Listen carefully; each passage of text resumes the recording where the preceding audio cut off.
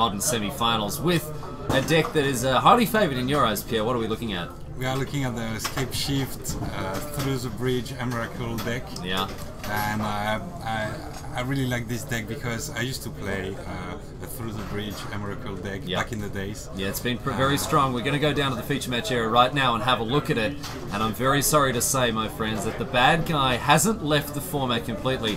Pierre Canali, we are looking at an Eldrazi deck up against Red-Green Breach in the semi-finals. Yes, it has happened again. Wow. Eldrazi has not yet left the building. Your head is in your hands, Pierre, and I'm not surprised, of course. Even after the Ivurgan bans, we have seen a Jeskai Eldrazi, or a Patriot Eldrazi as we're calling it here, list make it all the way to the top 4. Your thoughts, Pierre? If an Eldrazi win the Modern main event and the Legacy main event, I think people are gonna quit Magic. Riots on the street, ladies and gentlemen, as per you see here, Julien Potier with his Eldrazi deck here. He's done very well. He's won on the back of, Drowner of Hope, Eldrazi, Sky Spawner, these cards here as well.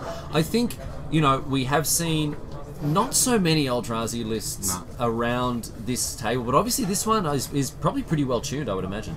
I don't hope so. I really oh no! Yeah, because all people are going to play Monopoly instead of Magic after that. Yeah, right. If Eldrazi is again so good, it's not fair. Just dust off Scrabble and get involved in that once again. Let's have a look now, see if Chabrier can put the Boogeyman to rest as Eldrazi I think I'm really tired to get us because beyond the wave. I think I saw Adaka West.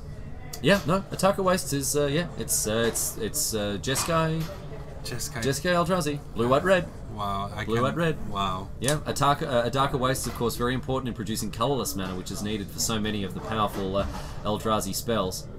So we'll see how Potier is going to get things kicking off here. It's like Eldrazi with Path and Bolt. Path and Bolt, yeah, I think Helixes as well. It's like a zoo with Eldrazi instead of Nactal. Yeah.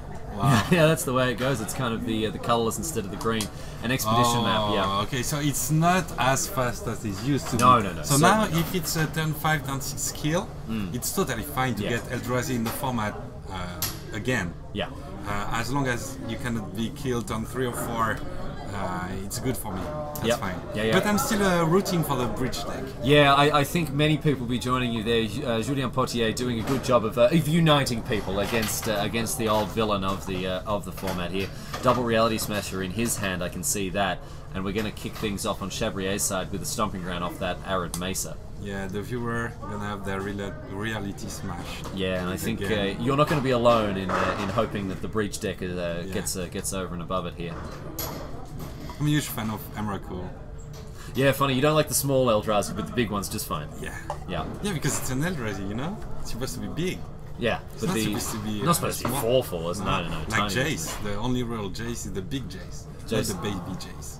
The only real Jace, the big Jace, like the man's cool. Oh, okay, not the Jaces that are bigger than that. Jace, Unraveler of Secrets. No, the true Jace, the first Jace. Yeah, the first Jace, Jace Balerion. Oh, is it? Jace Balerion's the first Jace. You're tying yourself up in knots, mate. The first big Jace. The best Jace, I think, is what you're going for here. Sakura Tribe Elder going to hit the battlefield for Chabrier.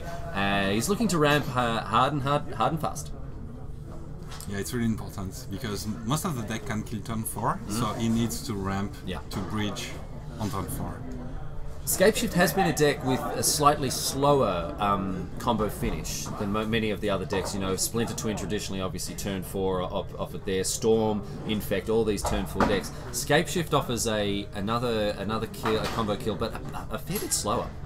Yeah, the reason is that if you play only Escape Shift and you don't play Through the Bridge, because you are going to kill on turn 6 or 7, you need blue. That's why they usually play blue. Yeah. So they can remand and Cryptic Command and buy more turns until they kill. Yeah. This guy doesn't need blue and doesn't need to buy more turns because he have the Through the Bridge combo who can burst on turn 4. Yeah, that's right, and that combination is going to end the game very quickly with the Scapeshift as a kind of backup, really. Yeah. But then there's the backup to the backup, which is what we saw on in our quarterfinals, which is attack them with Primeval Titan, get 3 Valakuts, and triple Lightning Bolt them every turn. Yeah, against all the deck without not the Sword to Pulsar, the Path to Exile. Path to Exile. the Titan gonna hit your opponent once or twice, and it's enough with Valakut to... Obstinate Baloth, the sort of midpoint here for this deck. You know, we do have huge big monsters, but we're going to have to be able to get there first. And Obstinate Baloth, the best kind of speed bump. It can be very defensive, gaining 4 life and then blocking something as well. But on top of that, it can beat down. Yeah, it can beat down, and also it could be a little bit slow in a turn 4 format like Modern, but because he plays so much ramp, we saw Journey, we saw Farseek and Sakura. It's a lot of ramp, so it's gonna most of the time hit the table by turn 3. Prime time the draw here for Chabrier. And Potier not doing a whole lot here. It's a very, very slow start, not what we've come to expect. By now, we should have Thought Not Seers and Reality Smashers. That's what we've come to expect from the Eldrazi decks, but right now... Control Eldrazi. Yeah, it's a little bit different here. Farseek. Potier says, let me have a look at this card here. Let me check. Last print in M13, of course. Enjoyed a bit of a heyday during a Return to Ravnica Standard. And now it's 4 Mountains. Getting closer. Oh yeah, and the Valakut already there. You saw the Valakut being played there. So the next, the mountain after the next one is going to start providing lightning bolts as a rider. It could be really fast with all the ramp cards. And the Primeval Titan. Yeah. Oh my god. Yeah. Next turn, you're gonna kill all the creatures. Yeah, Primeval Titan's going to be a nice one there, especially as a 6/6. Going to be a nice counter to the 2 Reality Smashers in the hands of Potier. I think if I give a try to this deck, and I will definitely do it on my next Modern tournament, I will try to play 1 Kessig. 1 Kessig Warframe, yeah. It's really good with Titan. And now, I'm surprised not to see it really, because it's kind of free, yeah, and it can just break through so many games. Maybe he has exactly the exact number, and he did the math for the number of mountains and green sources, but I don't think so. There is 8 dual lands now. Yeah. So I don't think so. With Cinderglade, as we mentioned before, Chabrier very happy to have more mountains that produce green here. Yeah, and also I would play 1 either way green land also, just in case you can get 8 power and put a Emrakul. Yeah, your favourite way to put it into the battlefield. Here's a Reality Smasher. So Chabrier are going to be smashed here, but only down to 18. And I think Prime Time will have something something to say about that Reality Smasher smashing many more realities here. Let's have a look here. You can see Reality Smasher. It's been a hugely impactful card since it was printed, not only in Standard, but of course infamously in Modern as well. And it looks like the heyday of the 5/5 isn't quite over if Julien Potier has something to say about it. And because the Valakut is not a spell and it's an ability, obviously, it's gonna be free to kill him right now. So the Primeval Titan can bring in 2 mountains. The 2 mountains see the rest of the mountains all at the same time, so that is 6 damage. And you can even, with the mountain you just played right now, there you go. You can even take a Valakut, a second Valakut, and a mountain. So that's going to set up other mountains real nice here. Let's get Prime Time online, shall we? Yeah. And okay. Oh no, it's Escape Shift. Escape Shift He's instead. going for the kill. Okay, Potier down onto 16 here. So with 7 lands, that's going to be enough. That's 18 damage. Yeah, it's enough, and it's better than the Titan. We could take a Path to Exile next turn, and that's it. Yeah, so Escape Shift here, it is a little bit better, as it more or less ends the game on the spot. Does Potier have anything to say about it? So nope. So float a bunch of mana, sacrifice all my lands here. So 3 floating for Chabrier. And with Potier tapped out as well, I mean, if he'd left that a Darker Wastes up, maybe Chabrier would have thought twice about it. But then just go for Primeval Titan. Yeah, exactly. So yeah, if the start is really slow, the matchup gonna be amazing for Bridge. Yeah. So here you see 2 mountains so far, a Valakut, and we're going to see 4 more mountains as well. There's 1. And they're all going to see each other at the same time. As they enter the battlefield, the Valakut will trigger 6 times and do 18 damage. Potier down to 12 actually. 6 mountains. So 4 so far. Here is Valakut the Molten Pinnacle, and Potier's seen enough. Yeah, there you go. So enough. I want a Blood Crypt in there as well, mate. We may have some black cards coming out of the sideboard here for Chabrier, and this is very strong, a very strong way to end the game. And the Eldrazi Menace goes down in the first one, 1-0 to Damien Chabrier. next round for the final, we're gonna be 3 in the booth, and also the second good news is that the deck list will be online. Yeah, of course, the deck list going up on onto the Bazaar of Moxen website, so be sure to check that out if you want to see the latest tech from these players here. But right now it's time to head over to our backup table, the other semi-final, which is already underway. You can see already exactly what's going on. Even the merest glance at the board stage shows you exactly what's up here. Julien Henry is playing Jund, while David Freyrat is on Ad Nauseam. Yeah, it's Ad Nauseam with... Okay, it looks like a deck I played in the World Championship. It was called Eggs back in the day. It's a Second Sunrise deck. Sunrise deck, yeah. Not quite the same as this one here, but it looks like these guys are packing up. So I'm not exactly sure how that one ended. I think it was Freyrat going off there. So the way that this deck works, of course, is casting an Angel's Grace, which has split second and says that you can't lose the game this turn, which then lets you draw your entire deck with Ad Nauseam, right? And then you cast a Lightning Storm, discard as many lands as you need to charge it up, and then send them all at your opponent's face. And that is the turn 1, or sorry, the game 1 win. After, well, not quite turn 1. After the second game, however, things get a little bit more interesting, and some alternative win conditions come in. There's Ad Nauseam, the namesake card. One of the big draw cards to this combo deck is that it goes off at instant speed. Yeah, we can see him quite a lot in Storm decks in Legacy, and in Modern you don't have all the cheap cantrip and the cheap mana sources, so you need another way to combo. So the other way is to play the split second cards who say you cannot lose the game system. Phyrexian Unlife also acting as a little bit like that. You can see that there in David Freyrat's deck. But the one, I guess the downside of the Ad Nauseam deck, it needs a huge amount of mana to go off. Yes. It needs a huge amount of mana. That's why we see Pentad Prisms. That's why we see things like the Lotus Blooms, that sort of thing, because a lot of mana is needed. We may be able to check back in with this semi-final for game number 2 or 3 a bit later on, but right now, time to head over to table number 1, because these players are just about ready to get going with game number 2. Yes, please stop sideboarding at the same time. Yeah, please, guys. Very inconsiderate. Yeah, very inconsiderate. No respect for us. No respect for the coverage. These guys will be off to the races before very much longer here. Chabrier and Potier here. And it's been a good run so far for the Eldrazi deck, finding the only one, the lone Eldrazi deck in even I think the top 16. But Chabrier here looking to consolidate that early victory, of course, going up 1-0 against the leftover, the remnant, the Eldrazi remnant, I think it's fair to say.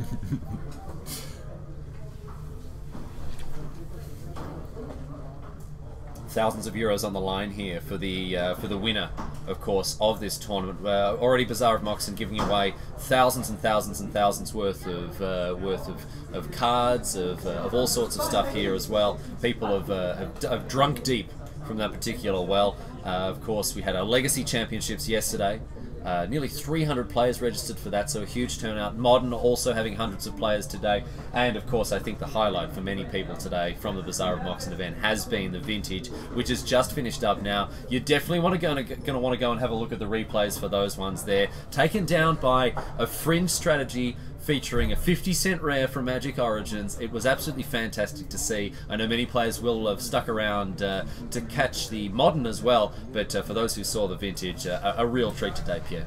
Yeah, I mean, it was an awesome weekend overall, and we have been pretty lucky here at the coverage, because we had amazing games, even in Modern, with amazing Storm strategy in Vintage and in Legacy as well.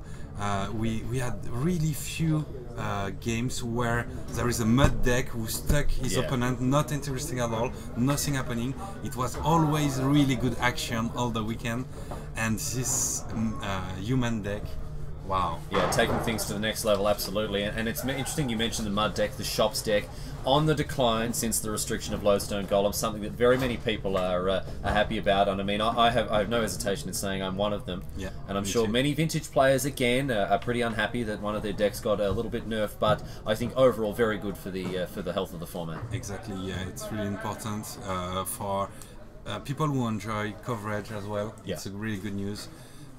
And yeah, Magic, you know, it's really frustrating when you're not able to play. So it's a really good news. Chabrier and Potier here putting the final finishing touches on these shuffles. Pretty involved set of shuffling here from Potier, certainly taking his time, having a look at... well, off the deck goes to the side.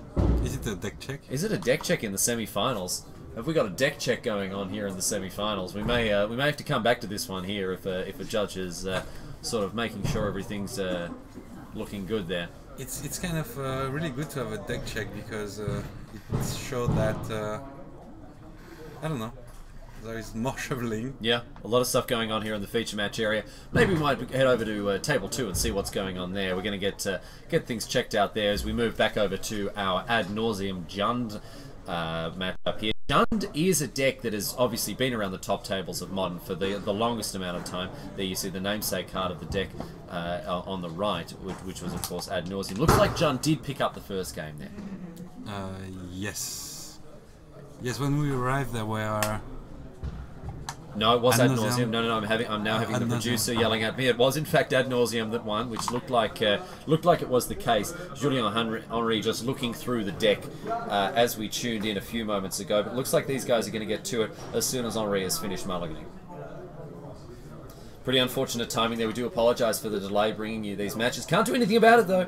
Can't make the players sync up their matches in a timely fashion, unfortunately. So Henri here down to 6, and Frere looks happy with his 7 here. What is your highlight moment this weekend? Yeah. Oh, it has to be the Scab Clan Berserker being the only permanent on the battlefield, beating out the Charbelcher deck. Wow. Oh, sorry, yeah. Mentor deck. The Mentor deck. That's right. Yeah, so we're being told it's not a deck check, actually. It is a sleeve has been broken. Okay. And so they're searching desperately for a sleeve to put in. Might have to take one out of the sideboard there to fix up that particular little error there. So Julien Henry, down to 5. Wow. Not where you want to be after having lost game number 1. Against the combo deck. Against the combo deck too, but if there's a deck that can come back from it, it is Jund. Yeah. Jund mulligans very well. With no turn 1 disruption, however, a Thoughtseize or an Inquisition would have been pretty good there. Frere, on the other hand, looks to be off to the races already with a sleight of hand. Pass. Pass, indeed, in French. And if you don't understand what we meant by the Berserker in Vintage and the human deck, you can check the deck list. You definitely want to check the deck list. You definitely want to have a look at the deck lists, mate. On the website. And here is a Lotus Bloom being suspended. It's a turn 4. Format. Yeah. Modern, so a turn 4 Lotus seems pretty fair. Here is Lotus Bloom, of course. A favourite card of Stanislav Sivka when he won a Pro Tour with Eggs a few years ago. Yeah. He took our version we played in the World Championships 3 or 4 years before him, and he made it a lot better. Yeah, of course, with the Faith Reward, a big upgrade to that deck as well. The Faith Reward out of also he played a lot of Contrib, where we were playing a lot of artifacts Contrib. He played all the Slate of Hands and the Serum Visions. So it was a really good addition. Another Seachrome Coast and another Lotus Bloom here, with the Tarmogoyf entering the battlefield on Henri's side. He's looking for disruption here. He wants to start pulling apart the hand of Frere. Yeah, it's really important because the clock is running, and it's running fast. Pentad Prism, one of the chosen spells here for the Ad Nauseam deck, sort of stockpiling its mana, a little storage there. The key thing there that you can activate it twice in a turn. Yeah, you just need 2 different colors, and it's really good tempo card. It does seem like an odd choice though, you know, given things like Sphere of the Suns or whatever else, a little bit more flexible and a little bit more resilient, but this is the key for the Ad Nauseam deck. They don't want 1 mana return off these things. They want a huge big burst of mana that is going to finish them the game. Yeah, just one time. Yeah, that's it. Yeah, they want it all in one go. That's why he's playing Gemstone Mine, because you won't use it more than 3 times. Phyrexian Unlife to play here for Frere on turn 4. Wow, he's so close to win now. And here's a Thoughtseize. This is a very good one. Ad Nauseam away. Oh, and has the combo in hand as well. Look at that. Away goes the Ad Nauseam. That's huge. That's a really well-timed Thoughtseize. I think he kept it on purpose. It's possible. Yeah. He waited for the turn before I get 5 mana. Yeah, and that's a great point actually. I think a canny player will give himself or herself the greatest amount of opportunity to snag the card that they need with the Thoughtseize. Exactly, you wait your opponent to draw it in case they don't have it yet. Yeah. So you want to delay as much as possible. So in comes the first Lotus Bloom, already on the battlefield for Freyra, and he could be going off right here, right now, but instead it's Serum Visions. Yeah, and also the suspended card in the middle of the battlefield. It's a little bit weird. That's the exile zone. That's the exile zone for Freyra here. And a Temple of Deceit as well. The Scrylands have played a big role in the Ad Nauseam deck since they were printed, adding more, an extra little scry, a little bit more card selection and filtering. Yeah, even sometimes he could give you a little disadvantage, and you need the mana right away. Yeah. I mean, the scry worth it. In come the Clowns, the Green Beaters, and it's going to be Echoing Truth, returning both Tarmogoyfs there. So that's a good use of that unsummon. Saving 6 life, but the Scavenging Ooze is going to come in all the same. So it's 10 life now.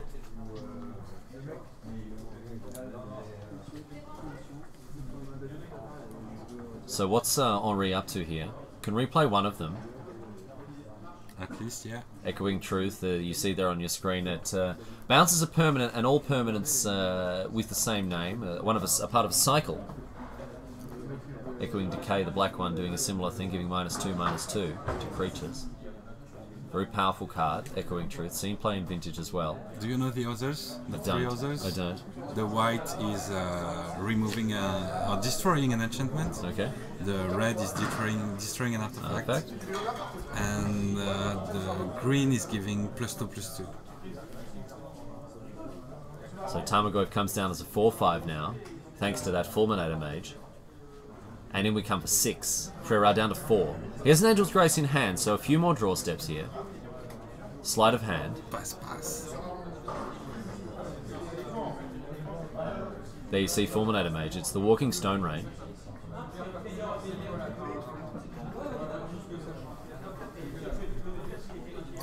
Julien Henry looking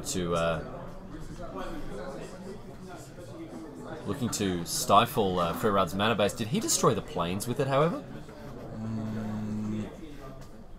How did the plains... I think Henri destroyed the plains with it, which he can't do. No, it's impossible. It's only non-basic. It's a non-basic land. I think he destroyed the plains with it there. We might get a judge to check on that, because the Fulminator Mage seems to have destroyed a plains, which is very curious indeed, considering there are 4 other perfectly legal targets.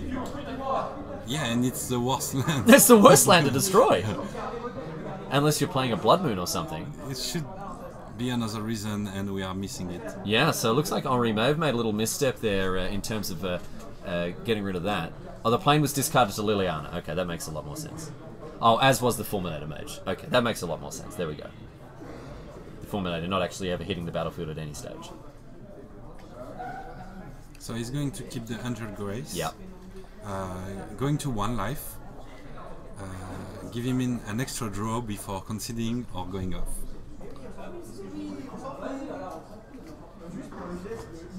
So Angel's Grace. And is it a top deck now? Back to Freyra. 1 and only 1 out. Colligan's Command. Nope, not given the option to draw a card. So has to discard in the draw step. It is Spoils of the Vault. Oh, that's an out. Spoils of the Vault, of course, with Phyrexian Unlife in play. So we're going to lose a bunch of life here. But Phyrexian Unlife means that we can live through this turn here at least. Is Freyra going to be able to go off? Here's an Ad Nauseam. Spoils of the Vault, you see it on your screen. So you lose one life, so 7 life lost there in searching for that Ad Nauseam. And this is the strength of the Ad Nauseam deck. It can go off in response to a discard spell. It can go off at instant speed, which is exactly what's happening here. Ad Nauseam cast now. So Freyra with that Phyrexian Unlife on the battlefield, it looks like that's that, really. That's it. This is the power of the deck. Wow. Yeah, going off at instant speed, just like that. Of course, the reason that Freyra not losing for having 0 life is that he had the Phyrexian Unlife, which would normally be good for 10 extra life, except those black cards don't do damage. They make you lose life, and you can't lose life if you're at 0 life. So, fantastic stuff there. Well done indeed to the Ad Nauseam player, and unfortunately, Jun knocked out of the tournament. Why unfortunately? I know you like the deck, but... Well, unfortunately for the Jun player. But I like to see combo decks. A lot of combos this weekend. I'm an happy man. So the Eldrazi deck looks to have a pretty significant board state here, but so does Chabrier, what looks like a freshly cast Primeval Titan. I think that's just died to the fetching of a Valakut and a Mountain there. In come the Courses of Crufix. And there's a block with the Endless one. Potier down to 14 here. Why did you block? I'm not sure. That Reality Smasher in a bad shape against the Primeval Titan, because of course the Primeval Titan doesn't even need to stay back to block. Yeah, you really need a Path to Exile, and that's gonna activate the Valakut. Yeah, yeah. So even Path to Exile gets another activation here. Wow. So Potier having to think about how he's going to navigate this turn. Primeval Titan really showing its colours in addition to the Valakut. The thing is, if it attacks, it's another double bolt. It's a triple bolt even. Yeah, it's either 4 bolts from the 2 Valakuts by getting 2 mountains, or it's 3 bolts from 3 Valakuts, which sets up later even more explosive turns. Plus an actual bolt. Here is a Drowner of Hope, however. So this allows Potier to tap down the prime time, giving him a few more options, but still he's going to have to be very careful with his life total here. 2 Eldrazi Scions put into play. And we'll see if Potier wants to get in with that Smasher. Really having to think about it here. Is it more important to do this, or is it more important to prevent it from attacking? More important to prevent from attacking, I think. Well, Potier deep in the tank having to think about this one. Of course, I think at this stage he may want to pass the turn, tap down the prime time, because then the Smasher can get in next turn. But of course, Chabrier, 4 cards in hand, 8 mana available, drawing a Lightning Bolt and maybe even another land off the courses here, and at 14 life. Plus some ramp spell who are gonna do more damage. Oh, of course, yeah. Basically, usually a Farseek or a Secure Tribe Elder is such a terrible draw late game, but here it comes with a double bolt attached to it. It's not an Empty Sleeves anymore. No. Cavern of Souls. Okay, why not? And Ships. All right. Oh no, hang on. Making sure that Cavern of Souls has something named. As a minor earthquake hits the venue here.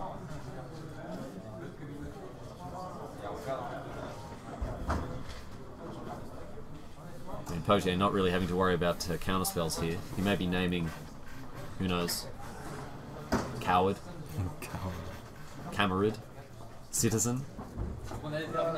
Oh, no, we're going to see an attack. The Smasher getting in there, quick as lightning. In we come for 5. Chabrier untaps, draws a Lightning Bolt. What can he find? Is it going to be a mountain on top of the library? It is a Secure Tribe Elder. Yeah. Not a mountain. All the good old ramp spell can shuffle the library. Yeah. So it's really, really good also. 3 mana. And it's Search for Tomorrow, just as you say. So this gives Chabrier the chance of 2 mountains here. Number 1, of course, coming off of the Search for Tomorrow. And it puts it into play untapped, which is, of course, very relevant. So double Valakut here. That's going to trigger twice. Yeah. So do we kill the Reality Smasher here? Maybe the Drowner of Hope? Or if you have more ramp spell, it will target the player directly. No, it's going to be a 1/1. And then call on the top. Sure. Okay. Another one? 1/1. There is a ballad. That's very curious. Oh yeah, that's why. Oh, and an Anger of the Gods. Very neat. Very neatly done indeed. Yeah. That's why. Yeah. So we might see the Eldrazi sign being sacrificed to tap down the prime time here, and nicely done here. Yeah. Killing both of them very, very neatly. And in come the Courses of Crufix, in for 4 again. So Chabrier, drawing Emrakul next turn. Does he have a Through the Bridge in hand? I don't think so. Can't quite see the contents of the hand just yet. Here's a Thought Knot Seer, so we're going to get to see the contents of the hand. I would imagine if there is a Through the Breach, that isn't what we're going to see cast next turn. Here is the Thought Knot Seer, of course. The Thought Seize Seer, really. A 4/4 with a Thought Seize attached to it. Has a little bit of a rider, though. You can draw a card at the end when it leaves. Wow. Lightning Bolt, Summoning Trap, and... He can trap during the upkeep not to draw the Emrakul. Emrakul, yeah. And put the Emrakul in play. There's also that part. That's the main reason to do it. I mean, you know, you want to get value off your course as a crew fix. That's number one. Number two, put a 15/15 Flying Annihilator into play as well. I love that that's what you thought first, though. I really want to get some value off these courses. So, of course, yeah, Summoning Trap, very useful in clearing the top of the list. Let's have a look at Summoning Trap here. It is, of course, one of the mainstays of this deck. Away goes the Lightning Bolt. Is it an instant? It is, right? Yeah, it is an instant, and if you're, it's a 6 mana instant, you can look at the top 7 card of your library, and you can put a creature directly into play. So obviously, it's a really good card to put your Titan and Emrakul into play, but also if a creature spell have been countered this turn, like Remand or Mana Leak or whatever, in Modern, you can play it for free. Yeah. Turn 2, Sakura, Remand, Summoning Trap, Emrakul. Emrakul, getcha. Yeah, your go, mate. Yeah, makes counterspells a little bit of a liability here. So yeah, I think it's over right now. So here's a Summoning Trap. It seems to be in the upkeep as well. So let's... Oh, Podia having another look at this. What is this card? Okay, sure. Alright. So let's Ghost Quarter the Valakut in response here. So, yes, now if Chabrier wants to use the ability of the Ghost Quarter... yeah, but he doesn't want an Emrakul into play. He does want a second Titan. So he will fetch the mountain again. Yeah. I think so. Yeah, because the second Titan gets another Valakut, gets another mountain. Yeah, he's only at 10. He's only on 10, it's opponent on game. 10, so yeah. Could be game. Yep, could be. An attack with the Primeval Titan's going to be pretty nice here as well. So Chabrier can find another Prime Time. What's he going to do? Interesting choice. Do you immediately just fetch the mountain? I fetch the mountain. Yeah, it looks like Chabrier's going to do the same thing. Oh no, I didn't. No? Okay. No, 7 cards. No, it's fine. Oh, an Emrakul. Fancy that. Doing very well to find that Emrakul there. I need to reveal the top card. Oh, no, and the handshake. That's going to do it as well. Oh, it's a mountain anyway, just like that. There you go. Nicely done. Well, congratulations to Damien Chabrier holding off the Eldrazi threat, ladies and gentlemen, and fighting it all the way to the finals of our Modern Championship here. You can see his face lined with concentration as we welcome you back to the booth, my friends. Ryan Knight alongside the Pro Tour champion, Pierre Canale. A great pleasure to have his company. A great pleasure to have your company as well, my friends. We have one match of Magic for the weekend. It's been a long, hard road, and we've been so glad to have you here with us throughout it. But it's time now for the final of Modern. We're going to take a very quick break, my friends, get things set up, get things ready to go. But stick around, because of course, the three of us, Pierre, Raphael Levy and myself, will be guiding you through the Modern final to close this thing out. So, we'll see you back here in about 2 or 3 minutes. Until then, we'll see you soon. Don't go anywhere, more Modern to come.